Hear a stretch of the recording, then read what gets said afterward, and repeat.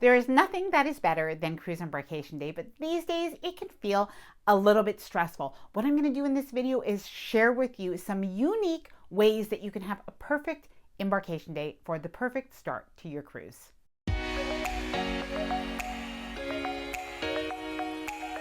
Hi there, I'm Ilana from the website lifewellcruise.com. Welcome or welcome back to my channel. Now I know I'm not alone in this feeling. Embarkation day is amazing. The anticipation, the day is finally here. It is great, but it can be tiring, and there can be some things that can happen on embarkation day. Well, that can be less than perfect. So in this video, I'm going to share with you really some unique things that I really haven't seen shared before very much.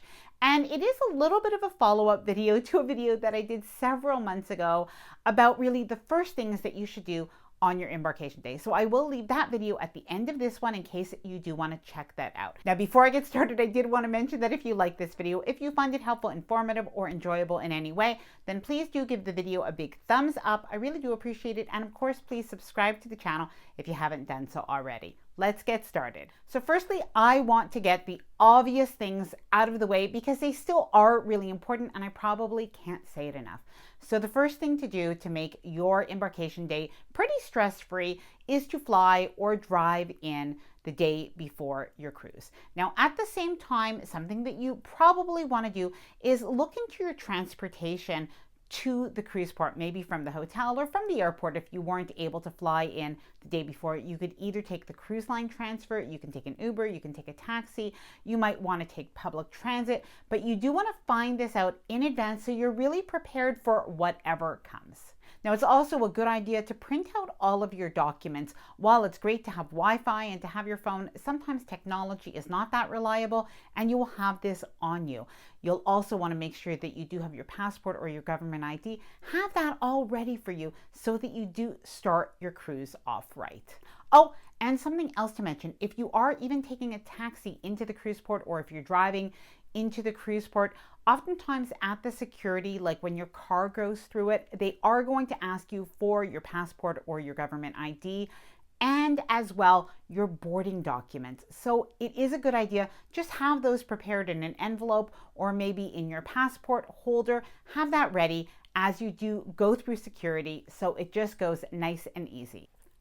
And this is the passport holder that we use. I will leave it linked down in the description below in case you do like it and want to check it out. I like that it is on my wrist so I can hold it while I board my cruise, but at the same time I can also put it into my handbag or tote bag. Number 2, arrange for assistance of a wheelchair if you do need it at the cruise port terminal. Now, this comment was left in my Facebook group recently, and I thought it was a really good one, a really good reminder, because it's not necessarily obvious. A lot of people don't necessarily need a wheelchair all of the time. However, when you are at the cruise port terminal, it could be a really long wait. You could be standing in line for a long time, and there really isn't a lot of place to sit down. Sometimes you're standing outside in the hot sun. Other times you are inside. And honestly, oftentimes we've been in line for about 45 minutes to an hour. And depending on how mobile you are, how much strength you have, or the person that you're traveling with, it really could be a good idea to ask for wheelchair assistance. Now, you could do this at the cruise port itself, but even better, let your travel agent know or call the cruise line and ask for that assistance. And this way it will be waiting for you when you do arrive at the cruise port. Number 3, if you want to make your life easy on embarkation day, use plastic reusable luggage tag holders. Now, honestly, it took me years to not use them. So if you're not using them, I completely get you. I used to take my paper luggage tag, then I would fold it, then I would staple it, then I would reinforce it with tape. Honestly, it always took me 45 minutes the morning of the cruise, like I really even had time for that. And the worst part is, if you don't reinforce it really well and it falls off, you're just not going to get your luggage delivered to your cabin. And what you'll have to do is call up guest services when you are on the cruise ship, and you'll ask them, is there any lost luggage? They'll let you know where you can go. So you'll go down to one of the first floors and you'll look for your luggage, because the luggage tag that is paper has fallen off. So it's just so much easier. Get your luggage tag holders. They are reusable. They honestly cost under $10, I think, for a set of 4 or 6. It is the best money probably that I have ever spent. Now, just something to mention, there are actually two different sizes for the cruise lines.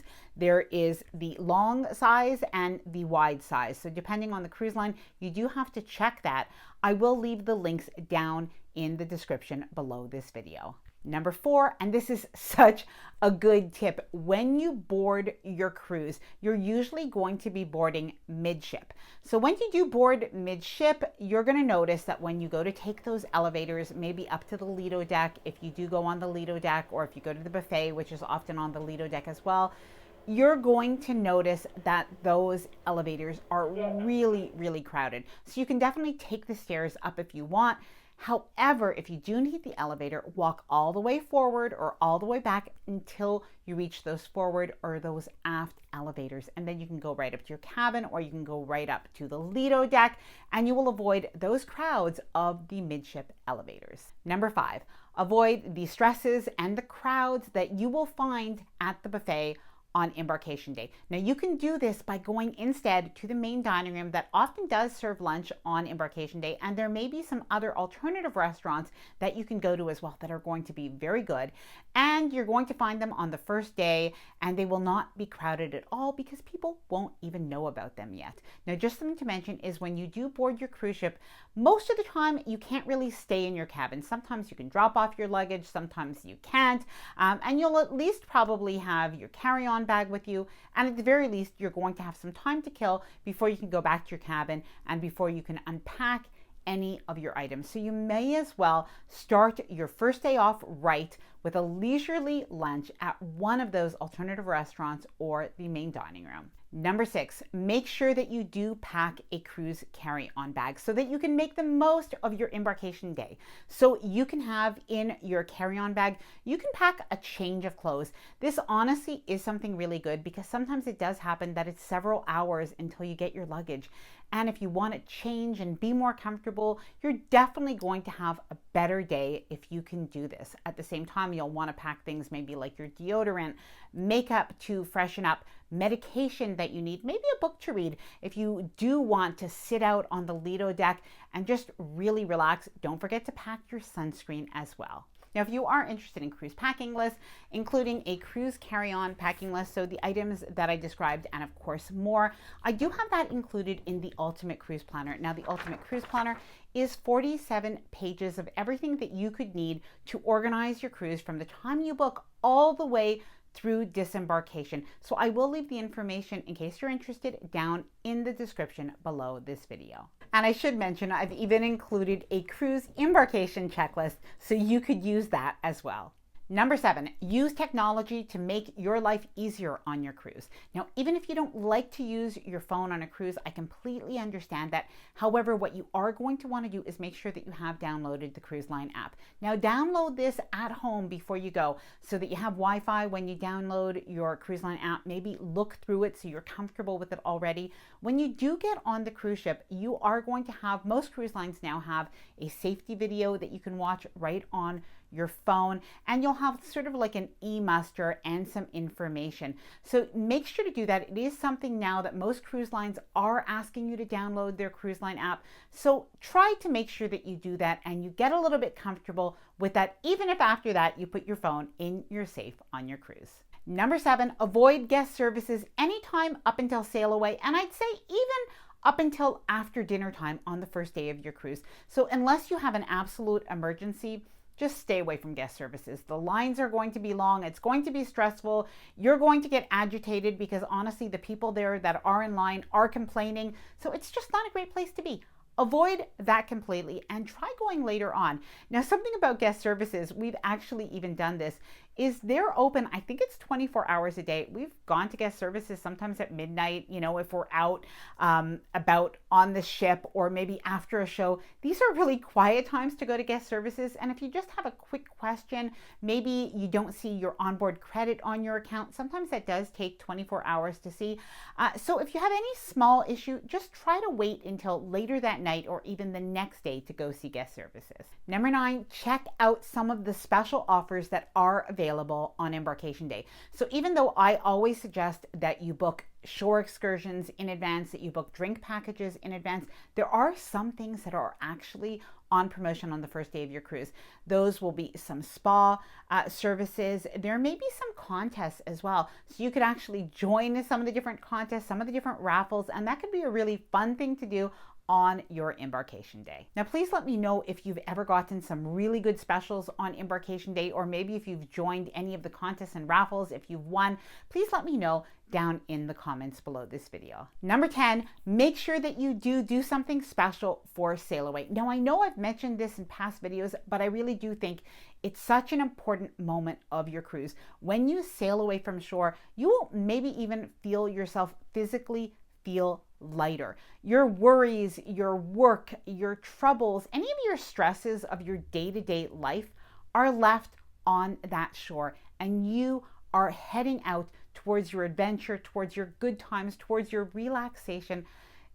All of that is ahead, and all of that anticipation, your good time, your cruise vacation is finally here. Now, there are different ways that you can celebrate this. You can join the SAILAWAY party. Oftentimes I do this. I actually like that sort of old style line dancing. I just have a lot of fun, even with the cha-cha slide. Other people love to be on their own private balcony.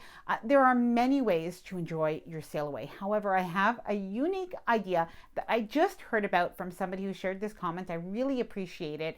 It is to order champagne and strawberries to your cabin. Now, you can order this in advance to your cabin. I think it's through the gifts and gear section of your cruise planner. Anyway, take a look through it, or you can order this through your travel agent.